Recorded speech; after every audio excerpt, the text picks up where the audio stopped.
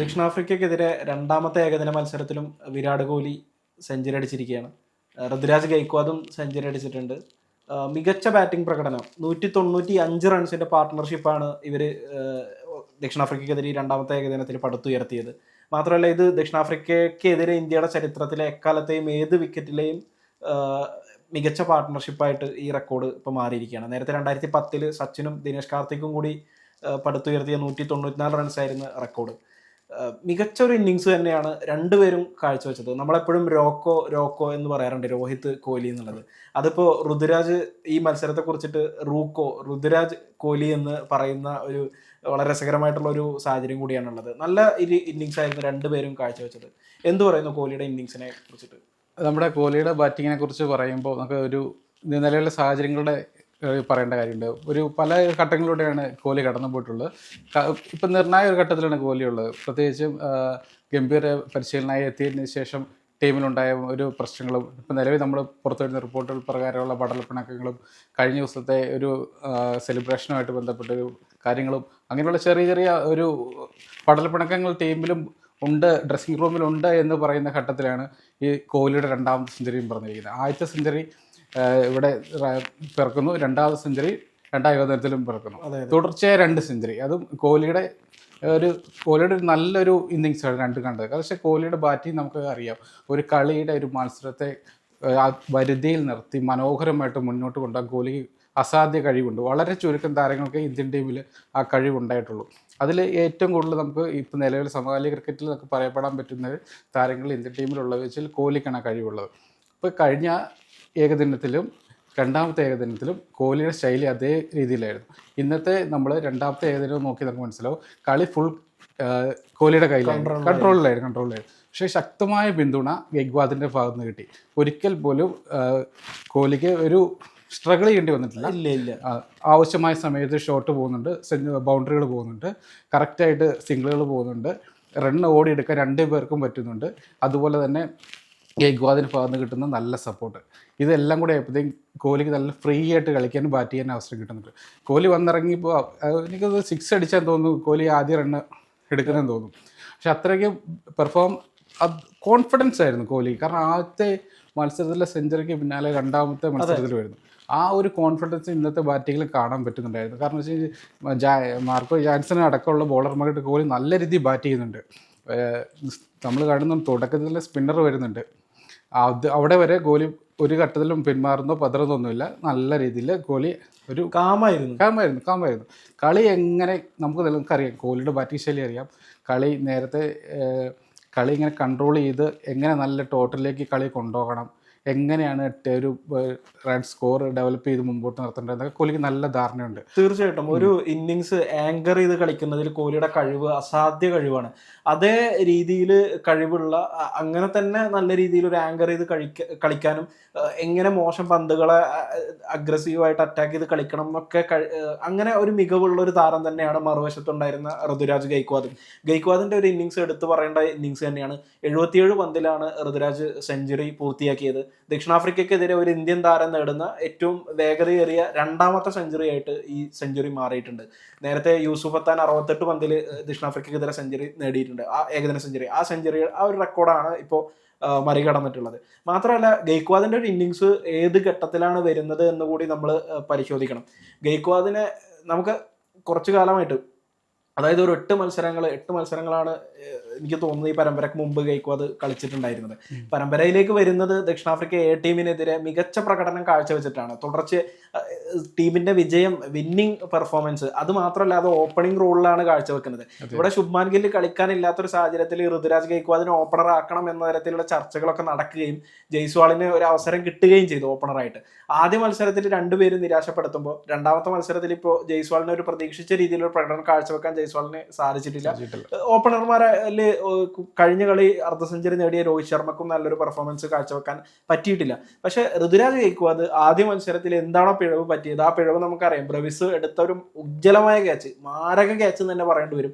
ആ ക്യാച്ച് ഒക്കെ, അത്തരം ഒരു ക്യാച്ചിലൊക്കെ ഔട്ടാവുക എന്ന് പറയുന്നത് വളരെ അധികം ദൗർഭാഗ്യകരമാണ്. ആ ക്യാച്ചിൽ ഔട്ടായതിന്റെ എല്ലാ പ്രശ്നങ്ങളും പരിഹരിക്കുന്ന ഒരു ഇന്നിങ്സ് മാസ്മരികമായിട്ടുള്ള ഇന്നിങ്സ് ആണ് ഗെയ്ക്വാദ് കാഴ്ചവെച്ചിട്ടുള്ളത്. 4ാം നമ്പറിൽ ഓൾറെഡി ശ്രേയസ് അയ്യർ ഇന്ത്യക്ക് ഉണ്ട്. പക്ഷെ ശ്രേയസ് ഒരു വലിയൊരു ചോദ്യം ഇന്ത്യൻ ക്രിക്കറ്റിനെ സംബന്ധിച്ച് ഒരു വലിയൊരു ചോദ്യം ഋതുരാജ് ഉയർത്തിയിരിക്കുകയാണ്. എവിടെയാണ് സ്ഥാനം എന്നുള്ളത്. ഒരു 11 താരങ്ങൾക്കാണ് ഒരു ടീമിൽ കളിക്കാൻ പറ്റുള്ളൂ എന്നുള്ളത് ഒരു എന്താ പറയുക, അതൊക്കെ അത്തരം നിർഭാഗ്യകരമായിട്ടുള്ള ഒരു ഇതൊക്കെയാണ് പല താരങ്ങളും ഇപ്പൊ മാറി നിൽക്കേണ്ടത്. ഇപ്പൊ ഗെയ്ക്വാദിന് ഫോമിലെത്തി എന്നത് കൊണ്ട് മാത്രമല്ല, സൗത്ത് ആഫ്രിക്കക്കെതിരെ ഫോമിലെത്തി എന്നത് കൊണ്ട് മാത്രമല്ല അവസരം കിട്ടിയിട്ടുള്ളത്. ശ്രേയസ് അയ്യര് പരിക്കേറ്റ് പുറത്തായി എന്നുള്ളതും കൂടി കൊണ്ടാണ്. ശ്രേയസ് അയ്യർ സ്വാഭാവികമായിട്ടും നല്ല ഫോമിലുള്ള താരമാണ്, നമ്മൾ അത് പറയുന്നില്ല. പക്ഷെ ഒരു വലിയൊരു ദൗർഭാഗ്യമാണ് ഇങ്ങനെയുള്ളൊക്കെ താരങ്ങൾക്ക് ഉള്ളത് തന്നെയാണ് എടുത്ത് പറയുന്നത്. ശ്രേയസറുടെ കാര്യം പറയുമ്പോൾ തന്നെ ഗെയ്ക്വാദ് ഇന്ന് കളിച്ച രീതിയിൽ ശ്രേയസർ ബാറ്റിംഗ് രീതിയായിട്ട് നല്ല സാമ്യമുണ്ട്. ശ്രേയസ് എപ്പോഴൊരു നല്ലൊരു അറ്റാക്കിംഗ് മോഡിൽ കളിക്കുന്ന, ബൗണ്ടറികളിൽ നോക്കണം, സിംഗിളുകൾ നോക്കണം, റണ്ണ് കണ്ടെത്താൻ വേണ്ടിയിട്ട് അതേ രീതിയിൽ ഒരിക്കലും ബാക്ക് അടിക്കാതെ നല്ല രീതിയിൽ റണ്ണ് കണ്ടെത്തുന്ന ഒരു പ്ലെയറാണ് ശ്രേയസ് അയ്യർ. അതേ രീതിയിൽ തന്നെയാണ് ഇന്നത്തെ ഗെയ്ക്വാദിൻ്റെ ബാറ്റിംഗ് പോകുന്നത്. ഗെയ്ക്വാദിൻ്റെ ബാറ്റിംഗ് എന്ന് പറയുമ്പോൾ നമ്മൾ ഇന്ന് കോഹ്ലി മറുവശത്തുണ്ട്. അപ്പോഴത്തേക്ക് നല്ല കോൺഫിഡൻസോടെ കോഹ്ലി ഒരു വശത്തുണ്ട്. തനിക്ക് ഫ്രീ ആയിട്ട് കളിക്കാൻ കിട്ടുന്ന ഒരു അവസരമാണ് ഇത് തനിക്ക് കിട്ടുന്ന ഏറ്റവും വലിയ അവസരമാണെന്ന് ഗെയ്ക്വാദിന് നന്നായിട്ട് അറിയാം. വിനിയോഗിക്കാൻ പറ്റുന്നതിൻ്റെ മാക്സിമം വിനിയോഗിക്കുക എന്നൊരു പോയിന്റും കൂടെ അദ്ദേഹത്തിന് മുന്നിലുണ്ട്. അത് മനോഹരമായിട്ട് വിജയിപ്പിക്കുന്നുണ്ട്. കാരണം വെച്ച് കഴിഞ്ഞാൽ കോഹ്ലിക്ക് ഒരു ഘട്ടത്തിൽ പോലും ഒരു സമ്മർദ്ദം ഉണ്ടാവുന്നില്ല തീർച്ചയായിട്ടും. കാരണം വെച്ചാൽ എല്ലാ ഓവറിലും ബൗണ്ടറികൾ പോകുന്നുണ്ട്, റണ്ണ് പോകുന്നുണ്ട്. ഒരു ഈ ബൗളർമാരുടെ എല്ലാ പിഴവുകളിൽ നിന്നും ബൗണ്ടറികളാണ് പോകുന്നത്. അതിനൊപ്പം തന്നെ നല്ല സിംഗിളുകൾ കയറുന്നുണ്ട്. അതാണ് സ്ട്രൈക്ക് റൊട്ടേറ്റ് ചെയ്ത് കളിക്കുന്നത്. സ്ട്രൈക്ക് നന്നായിട്ട് റൊട്ടേറ്റ് ചെയ്യുന്നുണ്ട്. അതാണ് ഞാൻ നേരത്തെ പറഞ്ഞത്. റൂക്കോ എന്ന് പറയുന്ന ഒരു കോമ്പിനേഷൻ വളരെ രസകരമായിട്ടായിരുന്നു ആ ഇന്നിങ്സ് കാണാൻ. ഒട്ടും നമുക്ക് ഇന്ത്യൻ ആരാധകരെ ഒരു തരത്തിലും ടെൻഷൻ അടിപ്പിക്കാത്ത ഒരു ഇന്നിങ്സ് ആയിരുന്നു അല്ലെങ്കിൽ ആ ഒരു കൂട്ടുകെട്ടായിരുന്നു തീർച്ചയായിട്ടും വന്നത്. മാത്രമല്ല വളരെ രസകരമായിട്ടുള്ള ഒരു കണക്ക് കൂടിയുണ്ട്. ലുങ്കി എങ്കിഡിയാണ് വിരാട് കോഹ്ലിയുടെ വിക്കറ്റ് എടുക്കുന്നത്. ഏകദിനത്തിൽ ആദ്യമായിട്ടാണ് എങ്കിഡി കോഹ്ലിയുടെ വിക്കറ്റ് എടുക്കുന്നത്. മാത്രമല്ല 129 പന്തുകൾ എങ്കിഡിനെ നേരിട്ടിട്ടുള്ള വിരാട് കോഹ്ലി 124 റണ്ണ് നേടിയിട്ടുണ്ട്. അതായത് ഏകദേശം നല്ല സ്ട്രൈക്ക് റേറ്റിൽ എങ്കിഡിക്കെതിരെ കളിക്കുന്ന ഒരു താരമാണ് വിരാട് കോഹ്ലി. ആദ്യമായിട്ട് വിക്കറ്റ് നഷ്ടപ്പെടുന്നു എന്ന് പറയുമ്പോൾ കോഹ്ലി അതൊരു വളരെ രസകരമായിട്ടുള്ളൊരു കണക്കായിട്ട് തോന്നുന്നുണ്ട്. മാത്രമല്ല ദക്ഷിണാഫ്രിക്കക്കെതിരെ നമ്മളിപ്പോൾ ഈ പരമ്പരയിലെ തുടർച്ചയായ 2 സെഞ്ചുറി എന്ന് പറയുമ്പോൾ ദക്ഷിണാഫ്രിക്കക്കെതിരെ തുടർച്ചയായി 3ാമത്തെ സെഞ്ചുറിയാണ്. ഇതിനു മുമ്പ് ദക്ഷിണാഫ്രിക്കക്കെതിരെ കളിച്ച 2023 മത്സരത്തിലും കൊൽക്കത്തയിലെ മത്സരത്തിലും കോഹ്ലി സെഞ്ചുറി നേടിയിട്ടുണ്ട് എന്നുള്ളതാണ്. മാത്രമല്ല തുടർച്ചയായ 2 സെഞ്ചുറികൾ നോക്കുമ്പോൾ ഇത് ഏകദിന കരിയറിൽ 11ാമത്തെ തവണയാണ് തുടർച്ചയായിട്ട് 2ഓ 3ഓ സെഞ്ചുറികളുടെ ഒരു സ്ട്രീക്ക്, അതായത് തുടർച്ചയായ 2 സെഞ്ചുറികളിൽ വരുന്നത് കോഹ്ലിക്ക് ഇതാണ്. മാത്രമല്ല കോഹ്ലി ചരിത്രത്തിന്റെ വേറൊരു ഘട്ടത്തിലും കൂടി നിൽക്കുകയാണ്. നമ്മളിപ്പോൾ ഈ മത്സരം നടന്നുകൊണ്ടിരിക്കുന്ന സമയത്ത് അല്ലെങ്കിൽ ഈ മത്സരത്തിന്റെ മണിക്കൂറുകൾക്ക് മുമ്പ് പുതിയ ഏകദിന റാങ്കിങ് അപ്ഡേറ്റ് ആയപ്പോൾ ആദ്യ മത്സരത്തിലെ സെഞ്ചുറി പ്രകടനവുമായിട്ട് കോഹ്ലി ഏകദിന റാങ്കിങ്ങിൽ 4ാം സ്ഥാനത്തേക്ക് എത്തിയിരിക്കുകയാണ്. 4ാം സ്ഥാനം എന്ന് പറയുമ്പോൾ ശുഭ്മാൻ ഗില്ലായിരുന്നു 4ാം സ്ഥാനത്ത്. ശുഭ്മാൻ ഗില്ലിനെ മറികടന്നിട്ട് 4ാം സ്ഥാനത്ത് എത്തിയിരിക്കുകയാണ്. ഗില്ല് 5ാം സ്ഥാനത്തേക്ക് പോയി. മാത്രമല്ല ഇതിൽ ഏറ്റവും രസകരമായിട്ടുള്ള ഒരു പോരാട്ടം ഞാൻ കാണുന്നത് രോഹിത്തും കോഹ്ലിയും തമ്മിലാണ്. രോഹിത് 1ാം സ്ഥാനം നിൽക്കുന്നത്. നമുക്കറിയാം ഈ ഒരു ഏജിൽ രോഹിത് 1ാം സ്ഥാനത്തേക്ക് ഏകദിന ബാറ്ററായിട്ട് എത്തി എന്നുള്ളത് വളരെ ആവേശമുള്ള കാര്യം തന്നെയാണ്. പക്ഷെ വെറും 32 പോയിന്റുകളാണ് ഇവർ തമ്മിലുള്ള വ്യത്യാസം എന്ന് പറയുമ്പോൾ ഈ മത്സരത്തിലെ സെഞ്ചുറിയാണ്. ഇന്ന് രോഹിത് ഫോമായിട്ടില്ല. ഇത് കഴിഞ്ഞിട്ടുള്ള അപ്ഡേഷൻ വരുമ്പോൾ കോഹ്ലിയുടെ റാങ്ക് എങ്ങനെയായിരിക്കും തീർച്ചയായിട്ടും നമുക്ക് അറിയേണ്ട കാര്യമാണ്. ഒരു മത്സരം കൊണ്ട് വലിയ ഇതുണ്ടാവാതിരിക്കില്ല. പക്ഷെ കോഹ്ലിനെ സംബന്ധിച്ച് ഒരു പോരാട്ടമാണ്. 2021 കോഹ്ലി അവസാനമായിട്ട് ഏകദിന റാങ്കിങ്ങിൽ 1ാം സ്ഥാനത്ത് എത്തുന്നത്. അന്ന് ബാബർ അസം കോഹ്ലിയുടെ കയ്യിൽ നിന്ന് 1ാം സ്ഥാനം ബാബർ അസം തട്ടിയെടുത്തിട്ട് പോയതാണ്. പിന്നെ അതിനുശേഷം 1ാം സ്ഥാനത്തേക്ക് എത്താൻ കഴിഞ്ഞിട്ടില്ല. 2018 ഏറ്റവും മികച്ച റേറ്റിംഗ് പോയിന്റിലേക്ക് കോഹ്ലി എത്തുന്നത്. അപ്പോൾ അങ്ങനെ ഒരു പോരാട്ടം കൂടി നമ്മൾ ഈ മത്സരത്തിന്റെ ഭാഗമായിട്ട് കാണുന്നുണ്ട്. അപ്പോൾ നമ്മൾ ചുരുക്കി പറഞ്ഞു കഴിഞ്ഞാൽ ആ ഒരു ആവേശം ഋതുരാജ് ഗെയ്ക്വാദിന്റെയും കോഹ്ലിയുടെ ആ ഒരു ഇന്നിങ്സ് കണ്ടതിന്റെ ഒരു ആവേശം തന്നെയാണ്. ആ ഒരു ആവേശത്തിൽ തന്നെയാണ് നമ്മളിപ്പോൾ സംസാരിച്ചുകൊണ്ടിരിക്കുന്നത്. രോഹിത്തിനെ സംബന്ധിച്ച് അടുത്തൊരു മത്സരത്തിൽ നമ്മൾ രോഹിത്തിൽ നിന്നും ഇത്തരം ഒരു പെർഫോമൻസ്, ഒരു സെഞ്ചുറി നമ്മൾ പ്രതീക്ഷിക്കുന്നില്ലേ? രോഹിത് ശർമ്മയും കൂടെ ഫോം ആയി കഴിഞ്ഞാൽ നമ്മളിപ്പോ ഫോമിലാണ്. കഴിഞ്ഞ മത്സരം ഇനി നമ്മൾ രോഹിത്തിൽ നിന്ന് പ്രതീക്ഷിക്കുന്ന ഒരു സെഞ്ചുറിയാണ്. ഓൾറെഡി ഇപ്പം ടീമിലോട്ട് തിരിച്ച് മടങ്ങി വന്ന 2 താരങ്ങളാണ്, സീനിയർ താരങ്ങളാണ്, ഇന്ത്യയുടെ സൂപ്പർ താരങ്ങളാണ് രോഹിത്തും കോഹ്ലി. ആ കാര്യത്തിൽ ആർക്കും സംശയമില്ല. എത്രയൊക്കെ പ്രശ്നങ്ങളുണ്ടെങ്കിലും എത്രയൊക്കെ ഇഷ്യൂസ് ഉണ്ട് നമുക്കതൊന്നും പ്രശ്നമില്ല. പക്ഷേ 2 കളിയിൽ തുടർച്ചയായ സെഞ്ചുറി കോഹ്ലി നേടുന്നുണ്ട്. മറുവശത്ത് ഫോമിലാണെങ്കിൽ പോലും ഒരു വലിയ റണ്ണ് കണ്ടെത്താൻ രോഹിത് ശർമ്മയ്ക്ക് പറ്റുന്നില്ല. മൂന്നാമത്തെ ഏകദിനത്തിൽ രോഹിത് ശർമ്മ സ്വാഭാവികമായിട്ടും ഒരു നല്ലൊരു 50 അല്ലെങ്കിൽ ഒരു സെഞ്ചുറി നേടിക്കഴിഞ്ഞ് കഴിഞ്ഞാൽ സ്വാഭാവികമായിട്ടും രോഹിത് ശർമ്മയുടെയും കോഹ്ലിയുടെയും ഇന്ത്യൻ ടീമിലുള്ള ഒരു സ്വാധീനം, അവരുടെ ഒരു ഇൻഫ്ലുവൻസ് വീണ്ടും അത് ഒരു അരക്കെട്ട് ഉറപ്പിക്കുന്ന ഒരു സംഭവമാണ്. കാരണം വെച്ച് കഴിഞ്ഞാൽ ഇവർ രണ്ടുപേരും ഫോമായി കഴിഞ്ഞാൽ ഇന്ത്യൻ ടീമിനെ പിടിച്ചാൽ കിട്ടില്ല എന്നുള്ളൊരു പണ്ട് പോലെ ഒരു സംസാരമുണ്ട്, അല്ലെങ്കിൽ ഒരു ശരിയായൊരു വാദമാണ്. കാരണം വെച്ച് കഴിഞ്ഞാൽ രോഹിത് ഓപ്പണിംഗ് ആണ് ഇറങ്ങുന്നത്. രോഹിത്തിൽ നിന്ന് ഒരു വലിയ ഇന്നിങ്സ് ഉണ്ടായി കഴിഞ്ഞാൽ സ്വാഭാവികമായിട്ടും ഇന്ത്യയുടെ ഇപ്പോഴത്തെ ബാറ്റിംഗ് ലൈനപ്പ് വെച്ച് നമുക്ക് വലിയ സ്കോറിലേക്ക് എത്താൻ പറ്റും.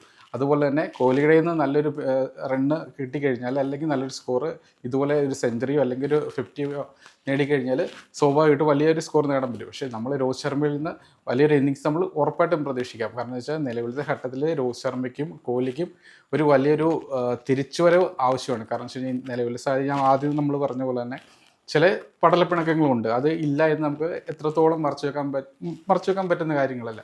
അപ്പോൾ ഇവർക്ക് രണ്ടുപേർക്കും പല കണക്കുകളും തെളിയിക്കേണ്ട സാഹചര്യമുണ്ട്. കണക്കുകൾ എന്ന് പറയുമ്പോൾ നമ്മൾ സ്കോർ ബോർഡിലെയോ അല്ലെങ്കിൽ മറ്റ് കണക്കുകളല്ല, ചില കണക്കുകൾ തീർക്കാനുണ്ട്. അത് എന്നെ കാണിച്ചാലും കോഹ്ലി ഒരു പരിധിവരെ 2 മത്സരം കൊണ്ട് തീർത്തു. വായടപ്പിക്കേണ്ടവരുടെ വായടപ്പിക്കുന്നുണ്ട്, ചിലരെ കൊണ്ട് അടുപ്പിക്കുന്നുണ്ട്. രോഹിത് ശർമ്മയ്ക്ക് അത് ഈസി ആയിട്ട് പറ്റും. അത് കാരണം നമുക്ക് അടുത്ത മത്സരത്തിൽ രോഹിത്തിൽ നിന്നൊരു വലിയൊരു ഇന്നിങ്സ് ഉണ്ടായി കഴിഞ്ഞാൽ ഈ പരമ്പര കഴിയുമ്പോഴത്തേക്കും സ്വാഭാവികമായിട്ടും ഹീറോ ആയിട്ട് രോഹിത്തും കോഹ്ലിയും മാറിക്കഴിയും. തീർച്ചയായിട്ടും. മാത്രമല്ല കോഹ്ലിക്ക് ഇത് ഇപ്പോൾ വേറെ റെക്കോർഡും കൂടി കോഹ്ലി സ്വന്തമാക്കിയിരിക്കണം. 4 എതിരാളികൾക്കെതിരെ 7 അതിലധികമോ സെഞ്ചുറികൾ എന്ന നേട്ടത്തിലേക്കും കൂടി കോഹ്ലി എത്തിയിരിക്കുകയാണ്. ശ്രീലങ്കയ്ക്കെതിരെയും 10 സെഞ്ചുറി, വെസ്റ്റ് ഇൻഡീസിനെതിരെ 9, ഓസ്ട്രേലിയക്കെതിരെ 8 സെഞ്ചുറികൾ. ഇങ്ങനെയായിരുന്നു നേരത്തെ കോഹ്ലിയുടെ ഒരു മൾട്ടിപ്പിൾ എതിരാളികൾക്കെതിരെയുള്ള 7 അതിലധികമോ സെഞ്ചുറികൾ. ഇപ്പം നിലവിൽ ആ ഒരു ടീമിലേക്ക് സൗത്ത് ആഫ്രിക്കയും കൂടി വന്നിരിക്കുകയാണ്.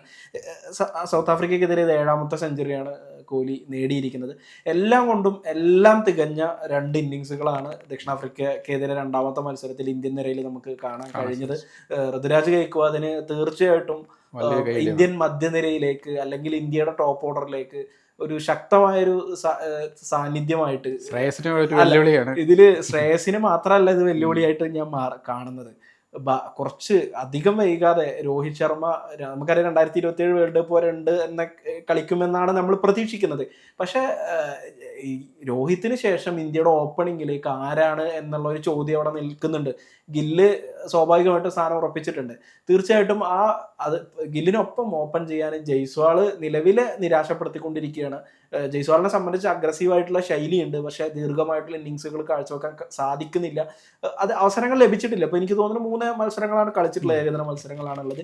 അപ്പോൾ ആ ഒരു പൊസിഷനിലേക്ക് കൂടി ഇന്ത്യക്ക് പരിഗണിക്കാം ഋതുരാജ് ഗെയ്ക്വാദിനെ. അങ്ങനെ ഒരുപാട് സ്ഥാനത്തിന് വേണ്ടിയിട്ടുള്ള ഒരു പോരാട്ടമാണ് ഋതുരാജ് ഗെയ്ക്വാദ് നടത്തിക്കൊണ്ടിരിക്കുന്നതെങ്കിൽ വിരാട് കോഹ്ലിനെ സംബന്ധിച്ച് കരിയറിൽ ഇനി ഒന്നും പ്രൂവ് ചെയ്യാനില്ല. പക്ഷെ ഇപ്പോഴും തൻ്റെ ആ ഒരു ഒന്നും നഷ്ടപ്പെട്ടിട്ടില്ല, അല്ലെങ്കിൽ ആ ഒരു അഗ്രസീവായിട്ടുള്ള ഒരു ആഘോഷമൊക്കെ നമുക്ക് കാണുമ്പോൾ നമുക്കറിയാം ഇത് എത്രത്തോളം വലിയ രീതിയിൽ കോഹ്ലി എൻജോയ് ചെയ്തിട്ടാണ് ബാറ്റ് ചെയ്യുന്നതെന്ന്.